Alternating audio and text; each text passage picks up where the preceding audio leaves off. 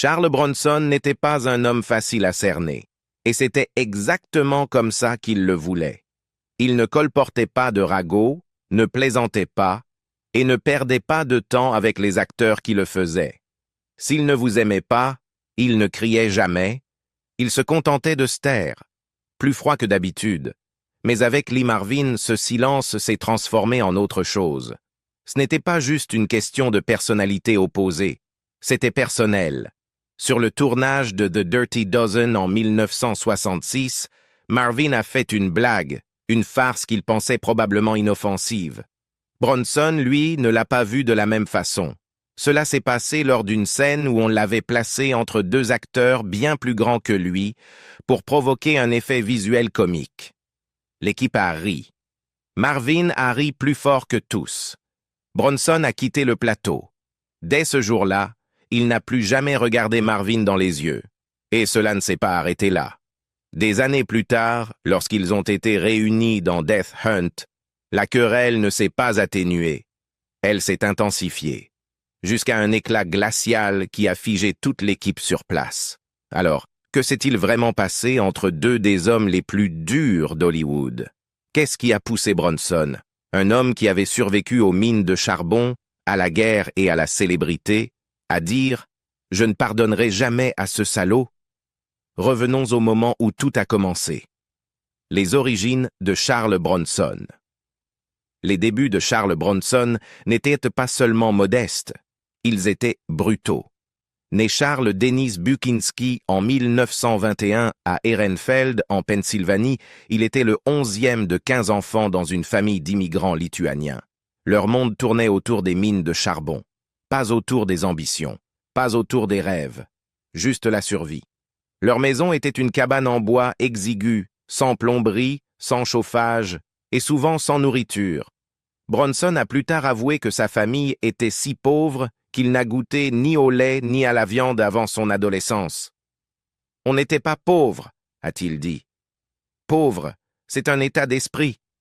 Nous, on était fauchés. » Son père, Walteris P. Buczynski, était mineur et s'attendait à ce que tous ses fils le suivent dans la mine. Lorsqu'il est mort soudainement de la pneumoconiose, Charles n'avait que 10 ans.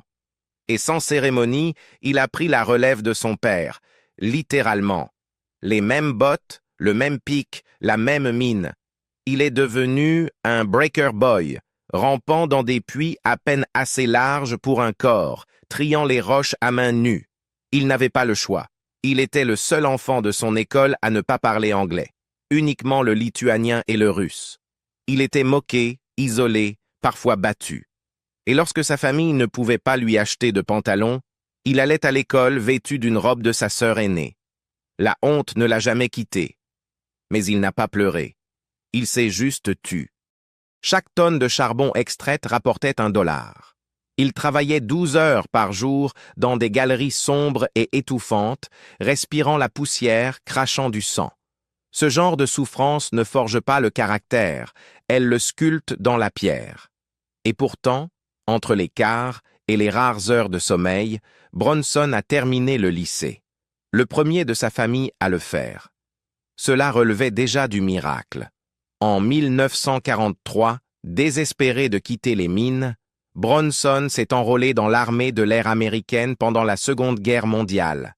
Il a été formé comme mitrailleur aérien et affecté à un B-29 Super Fortress dans la 20e Air Force, menant des missions de bombardement au-dessus du Japon. Il a volé lors de 25 missions de combat, et elles furent brutales. Lors d'une mission, son avion a été gravement endommagé. Des éclats d'obus ont transpercé l'arrière, blessant Bronson. Il a reçu une Purple Heart. Et pourtant, lorsqu'on lui a demandé plus tard ce qu'il pensait de la guerre, il a répondu une chose qui a choqué beaucoup. « Je n'avais jamais été aussi bien. 3 repas par jour, un lit chaud, un uniforme propre. C'était le luxe comparé à mon enfance. » Alors que d'autres soldats comptaient les jours pour rentrer chez eux, Bronson voyait la guerre comme une amélioration. Cela en dit long sur le monde d'où il venait. Après la guerre, Bronson errait. Il a enchaîné les petits boulots, chauffeur de camion, cuisinier, peintre en bâtiment, rien ne collait. Il n'avait ni plan ni formation, et certainement pas le rêve de devenir acteur. Cela a changé lorsqu'il a été embauché pour peindre les décors d'un théâtre local à Philadelphie. Il n'était là que pour peindre. Mais en observant les acteurs sur scène, quelque chose a résonné. Il a voulu essayer. Bronson s'est inscrit à des cours d'art dramatique au Pasadena Playhouse en Californie, puis a étudié sous la direction de Franklin Schaffner, futur réalisateur de Patton et la planète des singes. Très vite, il s'est démarqué. Il n'était pas charmeur, il n'était pas lisse, il parlait rarement. Mais lorsqu'il le faisait, tout le monde l'écoutait. Son visage, taillé dans le roc, dégageait une intensité que la plupart des acteurs devaient simuler. Au début des années 1950, Charles Bukowski s'installe à Hollywood. Mais en pleine chasse aux sorcières anticommunistes, Bukowski sonnait trop européen de l'Est. Il changea de nom. Pas pour quelque chose de glamour, juste quelque chose de simple. Bronson, inspiré de la porte Bronson Gate des studios Paramount. Ses premiers rôles étaient mineurs mais fréquents. Il jouait des condamnés, des soldats, des gangsters, des Amérindiens, des Mexicains, des Italiens, tous les rôles exigeant plus de dureté que de finesse. On ne retenait pas son nom, mais son visage, impossible à oublier. Puis en 1958, un tournant. Machine Gun Kelly. Un film à petit budget de Roger Corman qui aurait pu sombrer dans l'oubli. Mais Bronson a apporté quelque chose de nouveau au rôle du gangster. Il le joua non pas comme un fou furieux, mais comme un homme hanté, profondément terrifié par sa propre réputation. La critique fut stupéfaite. Variety parla de « une performance qui fait une star ». Les murmures commencèrent, cet acteur n'était pas comme les autres. Bronson enchaîna avec de solides performances dans Les Sept mercenaires et La Grande Évasion. Mais jamais en tête d'affiche. Ce rôle revenait toujours aux noms plus flamboyants. Steve McQueen, James Coburn, Lee Marvin. Bronson était toujours le second silencieux, toujours fiable, mais jamais le héros. Et cela allait bien au-delà du simple casting. À Hollywood, l'ordre d'affichage compte, la place sur l'affiche compte. Et Bronson le voyait. Alors que le public le percevait comme l'incarnation brute de la virilité, lui, en coulisses, était frustré, piégé dans un système qui récompensait les apparences plus que l'authenticité. Puis vint The Dirty Dozen, et ce jour où tout a changé.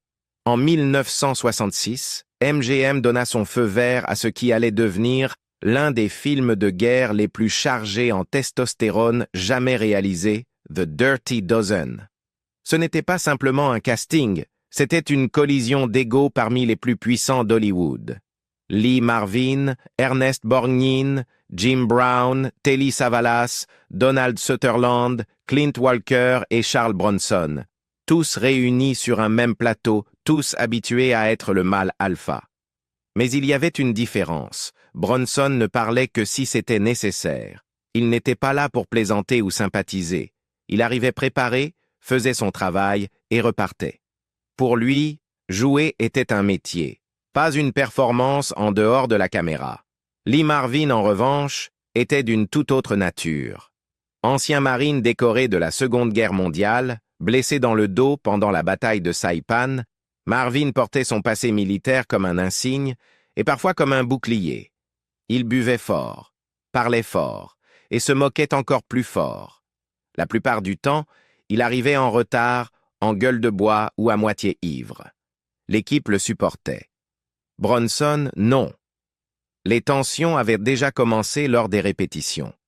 Marvin, connu pour tester les limites, narguait Bronson à cause de son silence.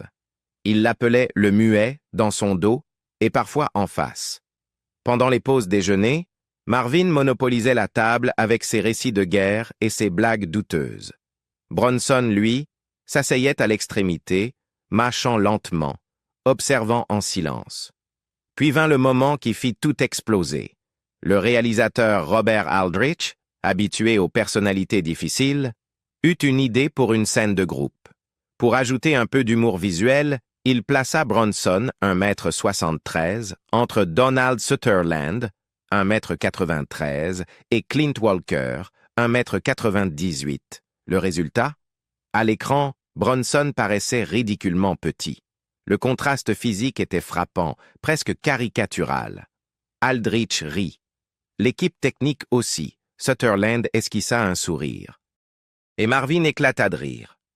Fort. Théâtral. Applaudissant comme s'il assistait à une scène comique. « Regardez, c'est Charlie le nain !»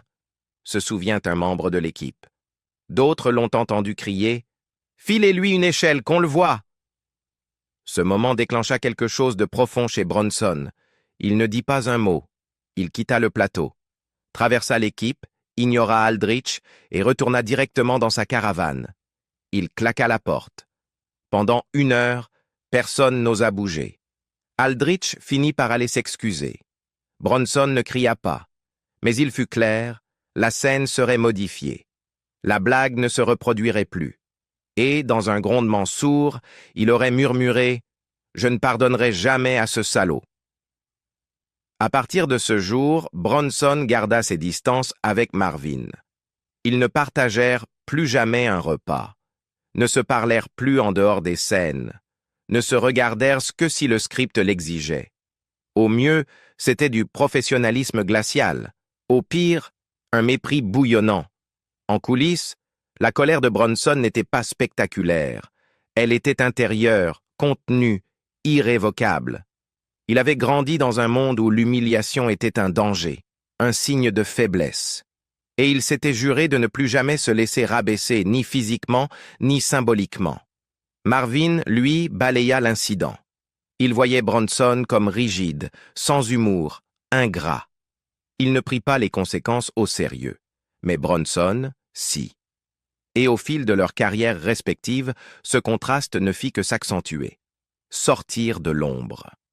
À la fin des années 1960, Lee Marvin était au sommet de sa carrière. Après des années à jouer des seconds rôles rugueux, sa carrière décolle grâce à la comédie western noire Cat Ballou. Dans un double rôle inattendu, celui d'un pistolero ivrogne et de son frère jumeau maléfique, Marvin remporte l'Oscar du meilleur acteur. Il devance des géants comme Rod Steiger et Richard Burton. Hollywood, qui le considérait autrefois comme trop brut, le reconnaît enfin comme un vrai acteur. Avec Point Blank, un thriller de vengeance brutale et stylisé réalisé par John Boorman, Marvin se réinvente en anti-héros cérébral et tourmenté. La critique l'adore. Les studios suivent. Il devient l'un des acteurs les mieux payés de la décennie, gagnant $1 million par film, chose rare à l'époque. Son image de dur à cuire, combinée à des rôles atypiques, fait de lui un phénomène au box-office.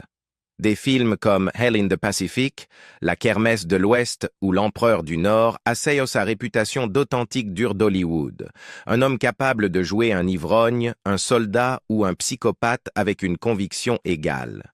Mais pendant ce temps, Charles Bronson observe tout cela depuis les coulisses. Lui aussi a tourné dans de grands films, Les 7 mercenaires, La Grande Évasion, Les 12 salopards. Mais Bronson n'était jamais la vedette. Il était le tueur silencieux, le tireur d'élite, la brute. Son nom apparaissait en 4e ou 5e position sur l'affiche quand il apparaissait. Et ça le blessait. Il savait qu'il en était tout autant capable, peut-être même plus. Mais dans une industrie qui valorisait le charisme et les petites phrases, le silence de Bronson était mal interprété. Au début des années 1970, Bronson en a assez d'Hollywood. La politique, les rôles stéréotypés, les stars arrogantes et moqueuses qui ne prenaient pas leur travail au sérieux, Marvin surtout. Alors il traverse l'Atlantique. Et là, quelque chose de miraculeux se produit. L'Europe ne se contente pas de l'accueillir. Elle le célèbre. En France, il devient une icône du cinéma presque du jour au lendemain. La presse française le surnomme « le gros dur ». Mais il ne le voyait pas comme une brute. Il voyait en lui une figure tragique, mystérieuse, un homme de douleur et de rage, qui parlait peu mais révélait tout à travers son regard. Alain Delon, l'une des plus grandes stars françaises de l'époque, déclara « Bronson a le visage le plus honnête du cinéma. Quand il entre dans une scène, le public se penche en avant. Il veut savoir ce qu'il ne dit pas. » Bronson joue dans Le Passager de la pluie, un thriller français qui devient un énorme succès européen. Le film remporte un Golden Globe du meilleur film étranger et fait de Bronson une star internationale, en France, en Allemagne, en Italie, jusqu'au Japon. Il enchaîne avec Soleil Rouge, face à Toshiro Mifune, mêlant western américain et tradition samouraï. C'est élégant, international, et cela renforce encore son image d'icône mondiale au-delà des langues. Puis vient son rôle définitif. Sergio Leone, le légendaire réalisateur de la trilogie du dollar, cherche quelqu'un de différent pour son nouveau film Il était une fois dans l'Ouest. Il refuse Clint Eastwood. Il appelle Bronson. Bronson accepte, à une condition, pas de sourire. Leone façonne le personnage de harmonica autour du silence de Bronson, son passé tragique, sa vengeance, et Bronson, avec à peine 30 lignes de dialogue, livre une performance qui traverse les générations. La musique obsédante d'Ennio Morricone résonne sur son regard, et soudain, l'homme qu'Hollywood avait relégué devient mythique. La critique s'accorde, c'est le rôle que Bronson était né pour jouer. En Europe, il devient le visage de la justice stoïque. En 1974, Bronson revient sur les écrans américains avec Un justicier dans la ville, et tout change. Dans le rôle de Paul Kersey, un architecte new-yorkais devenu justicier, Bronson incarne la frustration croissante du public face à la criminalité et à l'impuissance. C'est violent, controversé, et un énorme succès. Le film rapporte plus de 21 millions de dollars pour un budget modeste et lance une franchise. Bronson, enfin, est numéro 1 au box-office. Il a désormais le pouvoir qu'il a toujours mérité. Et le cachet qui va avec. Il gagnera plus de 2 millions par suite. Il choisit ses rôles, impose ses conditions. Mais une chose n'a pas changé. Malgré tout ce succès, Bronson ne s'est jamais adouci et n'a jamais oublié. Dans les interviews, il évoque toujours, à demi-mot, un collègue qui l'a humilié. Il ne dit jamais le nom Marvin, mais pour ceux qui savent, c'est évident.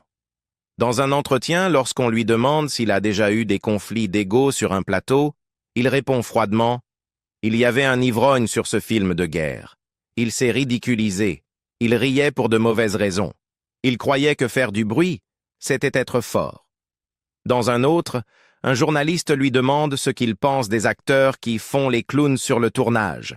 Sa réponse est tranchante. On ne peut pas faire confiance à un homme qui se cache derrière le rire quand il a peur. Ceux qui connaissaient Bronson disaient qu'il portait une rancune comme un soldat porte un fusil. En silence, avec poids, toujours prêt. Pour les initiés, réalisateurs, producteurs, acteurs, il n'y avait aucun doute. Il parlait de Lee Marvin, l'ultime confrontation. En 1981, les deux hommes étaient des légendes, mais pas des égaux. Charles Bronson était devenu une icône internationale grâce à Death Wish. Lee Marvin, bien que toujours respecté, déclinait. Son alcoolisme, autrefois toléré, était désormais un fardeau. À Hollywood, sa réputation d'acteur difficile et imprévisible n'était plus un secret. Alors, lorsque les producteurs proposèrent Death Hunt, cela ressemblait à un pari risqué. Le film, situé dans les terres gelées du Yukon dans les années 1930, était un thriller de survie en mode chatte et souris. Bronson incarnerait Albert Johnson, un solitaire mystérieux injustement pourchassé par les autorités. Marvin, lui, jouerait le sergent Edgar Millen, le policier vieillissant chargé de le capturer. Sur le papier, le casting était brillant. Deux titans de la virilité en conflit direct, reflet de leur tension réelle. Ironie du sort, leurs personnages passaient la majorité du film à distance. L'intrigue exigeait que Bronson soit traqué de loin. Mais lorsqu'ils partagèrent la même scène, l'ambiance était tout sauf cinématographique. Le tournage eut lieu dans des zones reculées de l'Alberta et de la Colombie-Britannique, avec neige, vent glacé et planning infernal. l'équipe décrivait l'environnement comme physiquement éprouvant et émotionnellement fragile. Bronson, fidèle à lui-même, restait discret. Il arrivait tôt sur le plateau, connaissait son texte, restait concentré. Pas de bavardage, pas de flânerie. Entre les prises, il restait dans sa caravane, souvent à lire ou dessiner. Sa femme, Jill Ireland, venait régulièrement. Sa présence le stabilisait. Marvin, en revanche, était instable. Son alcoolisme s'était aggravé. Certains jours, il était précis, livrant ses répliques avec justesse. D'autres jours, il arrivait en retard, le regard vitreux, incapable de se souvenir de ses déplacements. La rumeur courait, les producteurs étaient inquiets. Bronson, lui, perdait patience. Pour éviter l'explosion, l'équipe prit des mesures. Les deux acteurs eurent des caravanes éloignées. Leurs horaires d'appel furent décalés. Un second réalisateur admit « On a tout fait pour les tenir à distance, sauf quand la caméra tournait. Ce n'était pas de la tension, c'était de la glace. » La scène décisive survint dans un col enneigé, isolé. Le temps jouait contre eux. La lumière baissait, le budget était serré. L'équipe avait besoin d'une prise nette. Mais Marvin arriva ivre, bafouillant ses répliques, sortant de son cadre. 3 prises ratées plus tard, le réalisateur cria « Coupez !» Et c'est là que tout a basculé. Bronson quitta le plateau enneigé, enleva ses gants et fixa Marvin avec ce que les témoins décriront comme un calme glacial. Il se tourna vers le producteur Ken Hyman, qui racontera plus tard « Charlie a juste regardé Lee, sans crier, sans exagérer, et a dit « Je vais te buter, Lee !» Ce n'était pas une blague, et tout le monde l'a compris. Silence total. Marvin se figea, reprit ses esprits, puis retourna à sa caravane sans un mot. Le tournage fut suspendu pour la journée. Aucune excuse officielle ne fut présentée. Le lendemain, Bronson revint comme si de rien n'était, mais l'équipe marcha sur des œufs jusqu'à la fin du tournage. À la clôture du film, il n'y eut pas de dîner d'équipe, pas d'au revoir. Bronson partit sans adresser un mot à Marvin. Marvin, de son côté, quitta les lieux en silence, sans poignée de main, sans regard. Toute la production avait ressemblé à une trêve forcée dans une guerre qui durait depuis des décennies. Un membre de l'équipe se souvient avoir vu Bronson, seul, assis sur un banc de neige le dernier jour, regardant les montagnes. Lorsqu'on lui demanda plus tard ce qu'il pensait de Marvin, Bronson répondit simplement « Il sait ce qu'il a fait ». Ils ne retravaillèrent jamais ensemble. Ils ne se parlèrent plus jamais. La guerre froide était terminée, mais l'amertume, elle, ne fondit jamais. Bronson ne prononça plus jamais le nom de Marvin. Pas en public, pas même lors de sa mort en 1987. Aucun hommage, aucune déclaration, juste le silence, ce silence qu'il avait maîtrisé depuis l'enfance. Et vous? Pensez-vous que Bronson avait raison de garder cette rancune? Dites-le nous en commentaire. Et si vous avez appris quelque chose aujourd'hui, cliquez sur j'aime, abonnez-vous et partagez cette histoire avec un ami cinéphile qui pensait tout savoir. Parce que parfois, le vrai drame ne se jouait pas à l'écran. Il était derrière la caméra,